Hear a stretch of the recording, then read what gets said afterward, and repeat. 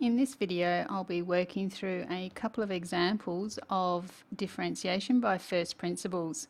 The rule itself is long and tedious, but unfortunately it's something that you do need to know how to do by hand because it is in the syllabus and therefore could appear at the end of the year in the exam papers, particularly exam 1, which is our tech-free exam.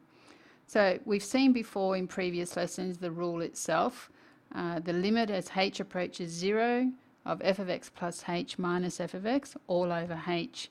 So in this first example we have a simple quadratic, f of x equals 8 minus 3x squared, and I'm sure that all of you would be able to tell me straight away that the derivative of that is just simply negative 6x.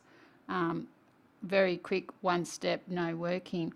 But with the first principles rule you do need to show all the algebra.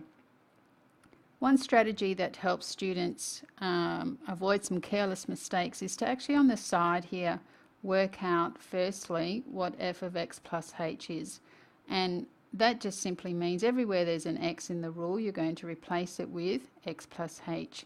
So that becomes 8 minus 3 bracket x plus h all squared, and then it's just a case of working that out, so expanding and simplifying.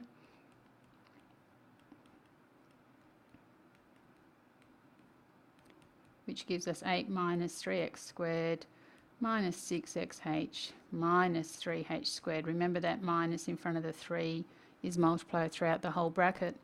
So then when you come to actually working out your derivative, f dash of x equals, now don't forget the limit as h approaches 0 needs to be put in there, otherwise you'd have a pretty grumpy examiner looking at your work.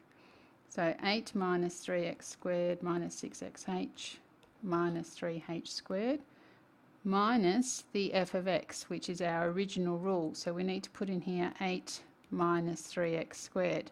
Now you need to be careful because it's minus f of x. So this minus over here actually affects both the 8 and the negative 3x squared. All of that's over h. So we have the limit as h approaches 0 of all of this minus 8, and that becomes plus 3x squared all over h. And this 8 and this 3x squared cancel out, and you'll find with first principles that there should never be on this top line, on this numerator, any term that doesn't have a h. And if there is, that means that you've made some careless mistake, maybe with a negative or in your expansion somewhere. So before you proceed any further, you go back and you double check. So continuing here, we have the limit as h approaches 0, and what's left here is negative 6xh minus 3h squared all over h. Now, one of the careless mistakes that kids make is that they forget to keep putting this limit as h approaches 0. So here at the moment I can't substitute h is 0 into this expression because we have the h on the bottom line, and that would make it undefined. So on the top line you need to first factorise that expression by taking h out as a common factor, and now this h on the bottom cancels off with this h at the top, and we're left with limit as h approaches 0 of negative 6x minus 3h. And then finally, now we can substitute h is 0 into this expression, and when we do that we're left with negative 6x. And notice that the first time I no longer write limit as h approaches 0 is when I've actually done the substitution. Otherwise, in every step of working, this limit as h approaches 0 needs to appear.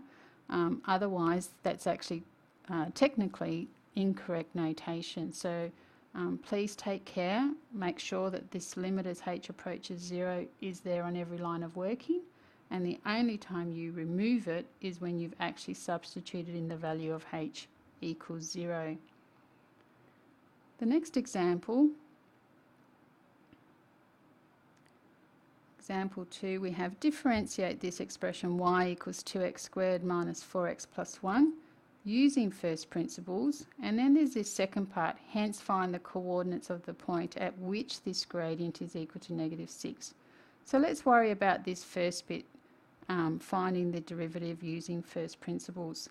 So my derivative rule, remember, is f dash of x equals the limit as h approaches 0 of f of x plus h minus f of x all over h. So as I said before, just on the side here, work out what your f of x plus h is. So we have 2x plus h all squared minus 4 of x plus h plus 1, and we need to expand and simplify all this as much as we can. So we end up with 2x squared plus 4xh, which just comes from that expanded multiplied by 2, plus 2h squared minus 4x minus 4h, and then the plus 1. So when I'm coming back here, I've already worked out all my expanded expression. So we have the limit as h approaches 0 of all of this, 2x squared plus 4xh plus 2h squared minus 4x minus 4h and plus 1. And then we need to minus this original rule. So don't forget, this minus sign has to go in front or be multiplied by every term here. So it becomes minus 2x squared minus here with this negative 4x becomes plus 4x, and this minus with this plus 1 becomes minus 1. And all of that's over h, which gives us the limit as h approaches 0. And have a look here what cancels out. So the 2x squared with the minus 2x squared, and the plus 1 with the minus 1.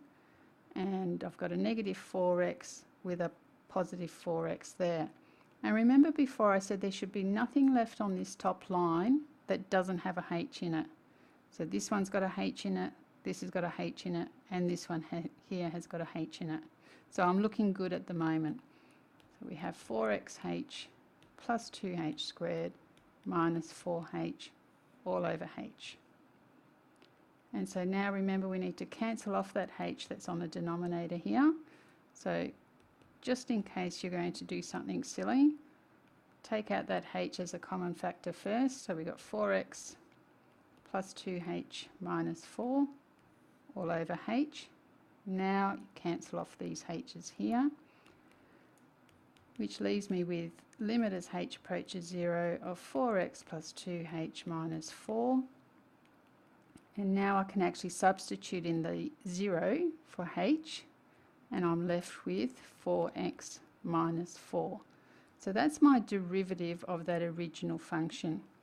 But when you look at the question, remember we had that second part. We were asked find the coordinates of the point at which this gradient is equal to -6. So once we've actually found our gradient, the 4x minus 4, we need to say, therefore 4x minus 4 is equal to -6, which makes 4x equal to -2, so x is equal to -1/2. But it asked us for the point, so at the moment I only have the x coordinate. So I need to substitute that back into my expression for y. So remember y was 2x squared minus 4x plus 1. So 2 times x squared, so put that -1/2 where x was, minus 4 times -1/2 and plus 1. Work that out, so that's 2 times 1/4 plus, because the two negatives, 2 and then plus 1, which makes that 3.5. So the point is at -1/2, 3.5.